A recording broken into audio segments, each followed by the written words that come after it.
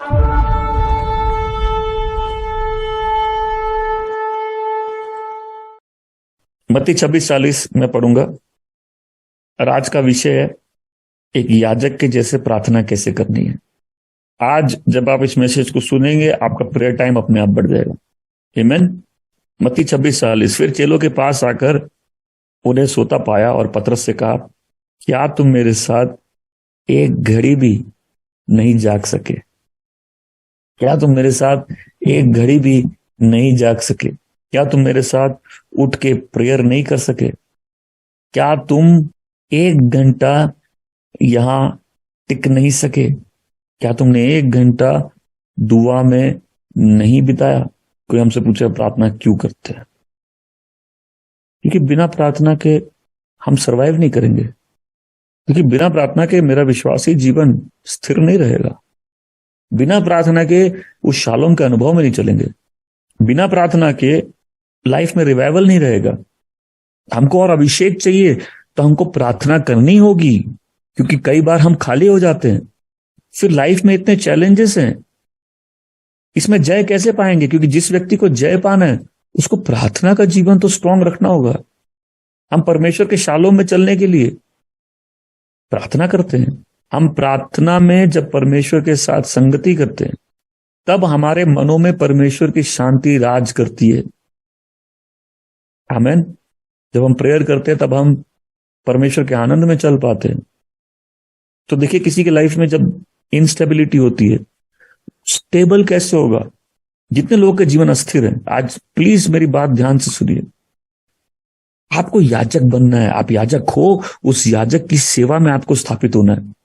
आमीन। जब तक आप उस रिश्ते के अनुसार परमेश्वर के सम्मुख नहीं बैठो, हम लोग उस चैलेंजेस कैसे मीट करेंगे? सेवा कैसे करेंगे? हमको तो प्रार्थनाएं चाहिए। काम कैसे करेंगे? हमको प्रभु का अनुग्रह चाहिए।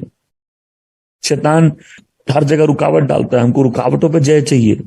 हम कैसे करेंगे अगर हम प्रार्थना नहीं करेंगे? तो प्रार्थना ऑप्शन नहीं है, ये लाइफ की नेसेसिटी है। ये तरीका है परमेश्वर के फेवर में चलने का। ये तरीका है पवित्र आत्मा की अगुवाई में चलने का। ये तरीका अच्छी हेल्थ में चलने का। लाइफ में तरीका हो जाएगा डिपेंडेंट रहने का, उसके भरोसे। तो जो उसके भरोसे वो शर्मिंदा नहीं होता। आमीन। फिर वो अनुग्रह का पात्र है। हम क्यों प्रेयर करें? अब प्रेयर नहीं करेंगे तो हम परमेश्वर के फेवर में कैसे चलेंगे? क्योंकि परमेश्वर ने आपको तरीका नहीं बनाया। परमेश्वर ने बोले ये अस्त्र शस्त्र इसको उठाओ। जो शस्त्र परमेश्वर ने दिए, सामर्थ्य है परमेश्वर के द्वारा। उसके फेवर में चलने का एक ही तरीका है। पवित्र आत्मा की अगुवाई में चलने का एक ही तरीका है। मेरा दिल विनम्र रहे, उसका एक ही तरीका है। डिवाइन हेल्थ में, परमेश्वर की अगुवाई में, और कोई तरीका नहीं है बिना प्रेयर लाइफ के। और आप लोगों से पूछना चाहता हूं, जितने लोगों ने यहां शिक्षा पाई, प्रार्थना में स्थिरता दिखाई, आपके देखिए लाइफ कहां से कहां हो गए। आप परमेश्वर के समझ, परमेश्वर के ज्ञान, आत्मिक जीवन की बढ़ोतरी, इवन अपनी जरूरतें पूरा होना कैसे अद्भुत रूप से होती है, आपने देखा? फिर आपके जीवन का प्रभाव, आपकी लाइफ की वैल्यू। तो अगर हम प्रार्थना नहीं करेंगे तो हम खड़े कैसे रहेंगे? हम शैतान के सारे जो रुकावटें लाता है उसमें जय कैसे पाएंगे? सेवा कैसे करेंगे? हम जब प्रचार कर रहे हैं, लोगों में बात कैसे जाएगी? उन कठोर दिलों में भी वचन कैसे जाएगा? अगर अभिषेक नहीं है तो, अगर प्रभु की उपस्थिति नहीं है तो, अगर आत्मा की अगुवाई नहीं है तो लोग आके टेस्टिमनी कैसे देंगे कि जो जरूरत होती है आप वही प्रीच कर देते हैं? अगर प्रार्थना नहीं करेंगे तो शरीर में सेवा करने लग जाएंगे। अगर प्रार्थना नहीं करेंगे परमेश्वर के फेवर में नहीं चलेंगे। अगर प्रार्थना नहीं करेंगे अपने मन की करने लग जाएंगे। गाना भले हम लोग गाए, मैं ना करूं मेरे मन की, लेकिन वो तो गाना बन जाता है फिर। तो हम उस परमेश्वर के तंबू हैं, उसका मंदिर है। आमीन। उस आत्मा के द्वारा, परमेश्वर की आत्मा के द्वारा हम परमेश्वर के मंदिर बन गए। और अब इस मंदिर में हम बलिदान चढ़ाते हैं। इस मंदिर में आराधना होती है। इस मंदिर में परमेश्वर की महिमा है। आमीन। उस पवित्र आत्मा के द्वारा परमेश्वर की महिमा हम में है। और जब हम पाप करते हैं, जब हम भटक जाते हैं, वो महिमा चली जाती है। लेकिन जब हम प्रार्थना के द्वारा उस रिलेशनशिप को रिस्टोर करते हैं, वो महिमा वापस आ जाती है। आमीन। हम प्रार्थना करेंगे तो हम अच्छी हेल्थ में चलेंगे। क्रूस की जो आशीष है वो जीवन में दिखेगी। गरीबी से भी छुटकारा मिलेगा। गरीबी क्या है पहले इसको समझें। गरीबी वो है जब हम अपनी बेसिक नीड्स को पूरा नहीं कर पाते। गरीबी वो है कि हम हैंड टू माउथ है, हम अपने बेसिक नीड, रहना खाना, इसको पूरा नहीं कर सकते। और ये अपने आप में श्राप है। और जितने श्राप है प्रभु यीशु ने उन श्रापों को तोड़ा है। प्रार्थना क्या है? प्रार्थना अपने आप में ये दिखाता है कि मेरा भरोसा उस पर, हम डिपेंडेंट है उस पर, हमको उसकी ग्रेस चाहिए। आमीन। प्रेयर क्यों करें? क्योंकि हमको उसकी ग्रेस में, हम उस पर निर्भर हैं। अगर हम उस पर निर्भर नहीं रहेंगे, हम उसके रेस्ट में नहीं चल पाएंगे। हम अपनी बुद्धि से चलेंगे, अपने तरीकों से चलेंगे, अपने सामर्थ्य में चलेंगे। जब हम प्रार्थना करेंगे, वो बात सुनिए, वो गरीबी का बंधन भी टूटेगा। आमीन। एक सुपरनैचुरल फ्लो चालू होता है, जरूरतें पूरी हो गई। फिर आप भजन संहिता 23:1 गा सकते हैं, प्रभु मेरा चरवाहा है, मुझे कोई कमी नहीं। आमीन। वो मेरी जरूरतों को अपने महिमा के धन के भंडार से पूरा कर देता है। प्रार्थना जब हम करते हैं, हमारा विजन क्लियर होता है। ये जितने काम, जितने इस मिनिस्ट्री के कैंपेन है, जो भी नई चीजें, ये सब प्रार्थना में सुनिश्चित की हुई, प्रार्थना में अगुवाई हुई, प्रार्थना में परमेश्वर ने बताया, प्रार्थना में तरीका मिला, प्रभु की उपस्थिति में तरीका मिला। और लाइफ कॉपी करने में नहीं है, लाइफ है उस फ्रेश रेवलेशन में। जो प्रार्थना करता है उसके विजन क्लियर होते हैं, उसके कंफ्यूजन्स क्लियर होते हैं, उसके सवालों के जवाब मिलते हैं। आमीन। जिनको आइडेंटिटी क्राइसिस है, वो वही लोग हैं ना जो परमेश्वर के साथ आइडेंटिफाई नहीं करते, जो परमेश्वर के साथ संगति नहीं करते। एक तो देखिए, अगर आप प्रभु के बच्चे हैं और आप प्रभु के लोगों के साथ संगति नहीं करना चाहते, तो बहुत बड़े सवाल की बात है कि आप कैसे प्रभु के बच्चे हैं। आप में ज्योति है ही नहीं, आप ज्योति की संगति नहीं करना चाहते। लेकिन पहली संगति तो परमेश्वर के साथ संगति, पिता पुत्र पवित्र आत्मा के साथ संगति। जो ज्योति की संतान है वो ज्योति के साथ संगति करता है और ज्योति के बच्चों के साथ संगति करता है। तो वो संगति अपने आप में पहला प्रूफ है ना कि हम परमेश्वर के बच्चे हैं। तो जिसको कंफ्यूजन्स और आइडेंटिटी क्राइसिस है, क्यों? क्योंकि हम आइडेंटिफाई परमेश्वर के साथ नहीं करते। आमीन।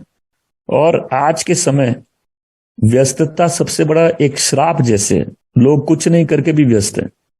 ये व्यस्तता एक श्राप है। कोई भी व्यस्तता जो हमको प्रभु की उपस्थिति से दूर करे, ऐसी व्यस्तता किस काम की? क्या हम ये जानते हैं कि अगर आपने एक प्रेयर की रूटीन बनाई है, मान के चलिए सिर्फ 1 घंटे की रूटीन है, सिर्फ 1 घंटे की, अगर आपकी 1 घंटे की प्रेयर की रूटीन है, आपको वो चीज 24 घंटे व्यस्त रख सकती है। पूछिए कैसे? क्योंकि उस 1 घंटे को मेंटेन करने के लिए आपको पूरे 24 घंटे मेंटेन करने होंगे, ताकि उस 1 घंटे आप वो प्रेयर ठीक से कर सके। आपको शरीर में ताकत चाहिए, आपको वचन पढ़ना उससे पहले चाहिए, आपकी तैयारी हो प्रभु से मिलने की, आप एक्सपेक्टेंट होके जाओ। जिसको प्रभु के साथ संगति की आदत है, उसके पूरे दिन भर माइंड में चलता रहता है, रात को प्रभु से मिलना है, सवेरे प्रभु से मिलना है, वो टाइम है मेरा। आमीन। वो दूसरे कमिटमेंट नहीं लेता, उस समय अपने आप को फ्री रखता है। क्यों? क्योंकि उस समय उसको परमेश्वर के साथ समय बिताना है। और हम कब तक रोएंगे? हम कब तक वो विश्वासी बनेंगे जिसने जय नहीं पाई? और हम कब तक एक ही चीज से संघर्ष करते रहेंगे? जब तक हम प्रार्थना में परमेश्वर को पकड़ना नहीं सीखे। आमीन। इसी प्रार्थना में मन नया होता है। हम लोग ऐसे नहीं बदलते। कई बार प्रभु के सामने रोना पड़ता है, परमेश्वर के सामने विनम्र होना पड़ता है, अपने भार, अपनी चिंताएं, अपनी परेशानियां, अपने सवाल परमेश्वर के सामने करने पड़ते हैं। ये कुछ लोग आगे बोलते हैं मैं तो परमेश्वर से बहुत लड़ा, हम ऐसे लोगों से इंप्रेस नहीं होते। प्रार्थना में ही हमारे माइंड रिन्यूड होते हैं। आमीन। हमारे फेथ स्ट्रॉन्ग रहता है। आमीन। प्रभु में आनंदित रहो। कैसे रहो? मैं तुमसे कहता हूं प्रभु में सदा आनंदित रहो। कैसे रहो? किसी बात की चिंता ना करो, हर बात के लिए धन्यवाद दो, और जो भी तुम्हारी जरूरत है प्रभु के सम्मुख दो। इसे प्रार्थना में होता है। आमीन। तो आज हम लोग सीखेंगे कि प्रार्थना कैसे करना है, एक याजक की तरह कैसे प्रार्थना करना है। तो हम सब मंदिर और तंबू का दृश्य जानते हैं ना, मंदिर का। अभी तक थोड़ा बहुत हमने पुराने विधान के मंदिर को देखा है, जो उस बारे में पढ़ा है, तो हम समझते मंदिर मंदिर में याजक जाता है, बलिदान की जगह है, फिर एक जगह हाथ पांव धो के अपने आप को पवित्र करने की जगह है, साफ करने की जगह है, फिर अंदर मंदिर में जाता है, मंदिर में लाइट का स्टैंड है, मंदिर में ब्रेड की टेबल है, मंदिर में इंसेंस की टेबल है, वो सुगंधित द्रव्य की टेबल है, और फिर अति पवित्र स्थान में वो दया का सिंहासन है। आमीन। तो याजक की तरह प्रेयर कैसे करें? एवरी डे हम मंदिर में जाए, मतलब आपकी प्रार्थना चालू हुई है जैसे आप मंदिर में जा रहे हैं। आमीन। आप एक याजक है, आप मंदिर में जा रहे हैं, और पहली चीज जो आप मंदिर में जाओगे बाहरी स्थान में क्या है? वो ब्रॉन्ज का ऑल्टर है, ब्रेजन ऑल्टर है, वो जहां बलिदान चढ़ाए जाते हैं। अब पुराने विधान या नए विधान में परमेश्वर की उपस्थिति में बिना लहू के कोई एंट्री नहीं है। जब हम गाते हैं, मैं आता हूं अति पवित्र स्थान में, मैं मेमने के लहू से आता हूं, मैं आता हूं तेरे दर्शन करने, तेरे सिंहासन के पास आता हूं। पुराने विधान में मंदिर में परमेश्वर की उपस्थिति में बिना किसी बलिदान के, लहू के द्वारा नहीं जा सकते थे। क्यों? क्योंकि आदमी पापी है, और परमेश्वर से संपर्क का एक ही तरीका है कि उस पापी के प्रायश्चित के लिए किसी और की जान जाएगी, उस पाप के प्रायश्चित के लिए, जिसको हम लोग बलि का बकरा हिंदी में बोलते, राइट, है ना, स्केप गोट, बलि का बकरा। मतलब जब उस बकरे पे हाथ रखो तो जो पापी है उसके पाप जैसे ट्रांसफर होके उस पे आ गए, और वो बकरा जिसने, या वो जानवर, मासूम जानवर जिसका मेरे पाप से कोई ताल्लुक नहीं है, वो मेरे पाप के बदले मरता है। क्यों? क्योंकि जीवन लहू में है, और उसका लहू बहाया जाता है उसके लिए। वो लहू जब वेदी पर जाता है तो वो परमेश्वर से संपर्क का रास्ता बनता है, क्योंकि पवित्र परमेश्वर और पापी इंसान के बीच में कोई और संपर्क नहीं है। नए विधान में हमारा परमेश्वर से रिश्ता कैसे है? मेमने के लहू के द्वारा। ये वो मेमना है जो बाहर मारा गया, मतलब शरीर में अपने मारा गया, उसके लहू के द्वारा हमारा परमेश्वर से संपर्क है। हमारे रिश्ते का बेसिस जीसस क्राइस्ट है। तो प्रार्थना की शुरुआत होनी चाहिए उस मसीहा की महिमा करके, जिसके बलिदान के द्वारा हम मंदिर में प्रवेश कर रहे हैं। आप शुरुआत करोगे, आप मंदिर में पहले स्थान पर। ये पहला स्थान क्या है? ये पहला स्थान है जहां वो बलिदान चला जाता है, और यहां एक ही बलिदान चलता है, मेमने का। आमीन। उस निष्पाप मेमने का। आपको मालूम है, यीशु मसीह के उस बलिदान के द्वारा आप परमेश्वर से आपका मेल हुआ, आप मंदिर में प्रवेश कर सकते हो। इसलिए हम धन्यवाद देते प्रभु यीशु मसीह को, उसके सामर्थ्य, उसके महान बलिदान के लिए। धन्यवाद प्रभु मेरे जीवन को बचाने के लिए। धन्यवाद प्रभु उस अद्भुत ग्रेस के लिए। धन्यवाद प्रभु इस ग्रेट सैल्वेशन के लिए। धन्यवाद पिता अपने बेटे को भेजने के लिए। धन्यवाद प्रभु तेरे लहू के लिए। धन्यवाद तेरे टूटे बदन के लिए। आमीन। धन्यवाद प्रभु यीशु, आपने मुझे बचाया, आपने मुझे संभाला, क्योंकि हम उसी के द्वारा पिता के पास आ रहे हैं। प्रार्थना यीशु के नाम से पिता से होती है, पवित्र आत्मा की अगुवाई से। आमीन। तो अब ये याजक अब मंदिर में जब प्रवेश करता है, पहले बाहरी स्थान में जो ऑल्टर है, ब्रेजन ऑल्टर, ये ऑल्टर है सैक्रिफाइस का, जहां सैक्रिफाइस चढ़ाते जाते। यहां एक ही सैक्रिफाइस है, यीशु मसीह का। उसके बाद वो लेवर है, जहां जाके वो अपने हाथ पांव धोता है। और अब हम आगे बढ़ेंगे। अब हम अपने रोज जो हमसे गलती और पाप होते हैं, हम उसका पश्चाताप करेंगे। परमेश्वर से प्रार्थना की, परमेश्वर मेरे मन के सारे बुरे विचारों को हटा दीजिए। ये एक जगह जहां आदमी आदम और हवा की तरह पूरा नंगा है उस ईडन में। हम लोग को साथ प्रार्थना करनी है, लेकिन अकेले क्यों प्रार्थना करनी है? अब परमेश्वर के साथ समय क्यों बिताना? यही तो वो जगह जहां हम नंगे हैं। हमने कोई कपड़ा नहीं बनाया अपने आप को छुपाने के लिए, हम किसी पेड़ के पीछे नहीं छुप रहे। हम परमेश्वर के पास जैसे है वैसे आते हैं। हम बोलते प्रभु आप मेरे विचारों को जानते। और कई बार हम लोग संघर्ष करते हैं अपने विचारों से। कई बार हम अपनी सोच से संघर्ष करते हैं, हम अपनी गलत सोच से संघर्ष करते हैं, हम अपनी पुरानी सोच से संघर्ष करते हैं। और फिर हम पिता के सामने उसके लिए माफी मांगते हैं, उसके लिए पश्चाताप करते हैं, पवित्र आत्मा से सहायता मांगते हैं, प्रभु से मांगते हैं प्रभु मेरी मदद करिए, आपके सामने चल सकूं, आपके लिए जी सकूं। जहां मनन करते हैं हम जीवन कैसे जी रहे हैं, अपने आप को साफ करके हम मंदिर के अंदर जाएंगे। क्या हम प्रभु से चुरा तो नहीं रहे? क्या हम प्रभु का नाम व्यर्थ तो नहीं ले रहे? क्या हम लालच में तो नहीं जी रहे? क्या मैं जिस काम को कर रहा हूं मेरे इरादे सही है कि नहीं? प्रार्थना में इरादे सही होते हैं। प्रार्थना में मालूम चलता मैं कितना ठीक हूं, क्योंकि मुझे मालूम है उस उपस्थिति में जाने से पहले मेरे को हर वो बाधा हटानी है जो उपस्थिति से मुझे जाने से रोकती है। वहां मेरे इंटेंशन, मेरी सोच प्योर होती है, मेरे मेरे काम को करने के पीछे क्या इरादा है वो पवित्र होता है। मेरा अंतर्मन जो अगर अशुद्ध हो गया वो शुद्ध होता है। मैं देखता हूं क्या मैं लालच में तो नहीं हूं, क्या मैं दूसरों की चीजें तो नहीं चाहता, क्या मैं दूसरों की ब्लेसिंग को देख के जलता तो नहीं हूं, क्या मैं दूसरों के जैसा तो नहीं बनना चाहता। क्योंकि जो दूसरों के जैसा बनना चाहता है वो मसीह में वो विशेष व्यक्ति नहीं बनेगा जो हम बन सकते हैं। कॉपी करने में सिर्फ मृत्यु है, जैसे मिस्र के लोगों को मिली। इजराइल तो विश्वास से पानी उनके लिए अलग किया गया था, मिस्र के लिए नहीं। मुझे किसी और की ब्लेसिंग में क्यों चलना है, मुझे तो परमेश्वर से अपनी ब्लेसिंग में चलना है।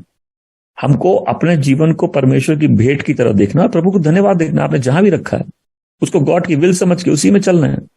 वहीं हमको मालूम चलता है हम प्रभु के साथ ईमानदार है कि नहीं। क्या हम प्रभु के दिन में, क्या प्रभु की आराधना में हम चोरी करते हैं, तो क्या हम अपना बेस्ट प्रभु को दे रहे हैं कि नहीं, क्या हमारा दिल परमेश्वर के चीजों में है कि नहीं, क्या हम पैसों में परमेश्वर को ठग रहे हैं कि नहीं। ये वो जगह जब हम अपने आप को जांचते हैं, क्योंकि हम अंदर प्रवेश करने वाले हैं, हम पवित्र स्थान में जाने वाले हैं, फिर हम अति पवित्र स्थान में जाएंगे, हम उसकी उपस्थिति में जा रहे हैं। अब हम पवित्र स्थान में जब प्रवेश करते हैं, ये स्थान में क्या है, यहाँ 7 दिए वाला वो स्टैंड है। और ये 7 दिए क्या, ये पवित्र आत्मा है जिसके 7 रूप हैं। ये यशाया 11:2 पढ़ेंगे। और यहोवा का आत्मा बुद्धि और समझ का आत्मा, युक्ति और पराक्रम का आत्मा, ज्ञान और यहोवा के भय का आत्मा उसी पर ठहरा रहेगा। वो ज्ञान का आत्मा है, वो परमेश्वर का आत्मा है, वो समझ का आत्मा है, वो काउंसिल का आत्मा है, वो पावर का आत्मा है, वो ज्ञान का आत्मा है, वो परमेश्वर के भय का आत्मा है। आमीन। यहां हम समझते हैं पवित्र आत्मा से संगति क्या होती है। पवित्र आत्मा मेरी मदद करिए, पवित्र आत्मा मेरी सहायता करिए, पवित्र आत्मा मेरी अगुवाई करिए, पवित्र आत्मा मुझे सामर्थ दीजिए, पवित्र आत्मा मुझे ज्ञान से भरिए, पवित्र आत्मा मेरी सहायता करिए, मैं परमेश्वर के भय में चल सकूं, पवित्र आत्मा मुझे पवित्र करिए। हम इस पवित्र आत्मा के द्वारा इस मंदिर में ऑफर करते हैं अपने सैक्रिफाइसेस, अपनी सेवा। पवित्र आत्मा मेरी अगुवाई करिए, मैं उस पर निर्भर हूं। वो ज्ञान का आत्मा है, समझ का आत्मा है। यदि हम उस पर निर्भर रहेंगे, हम उसकी अगुवाई मांगेंगे तो वो हमको समझ देगा। अरे आपकी सालों की तकलीफ को एक दिन में हल कर सकते हैं। लाइफ के बहुत से स्ट्रगल एक डायरेक्शन से चेंज हो सकते हैं। लाइफ में बड़े बड़े ब्रेक थ्रू एक पवित्र आत्मा की अगुवाई से। आमीन। ये ब्लेसिंग है पवित्र आत्मा की अगुवाई में चलना। और हम लोग को डेली प्रेयर करनी है, प्रभु हमको अगुवाई करिए, पवित्र आत्मा मेरी सहायता करिए। अब हम पवित्र स्थान में, और हम सामने उस 7 दिए वाले उस स्टैंड को देख रहे हैं और हाँ, ये पवित्र आत्मा का चिन्ह है। प्रभु मुझे समझ दीजिए, मुझे ज्ञान दीजिए, मुझे बुद्धि दीजिए, मैं परमेश्वर के भय में चल सकूं। ये परमेश्वर का आत्मा, प्रभु का आत्मा। आमीन।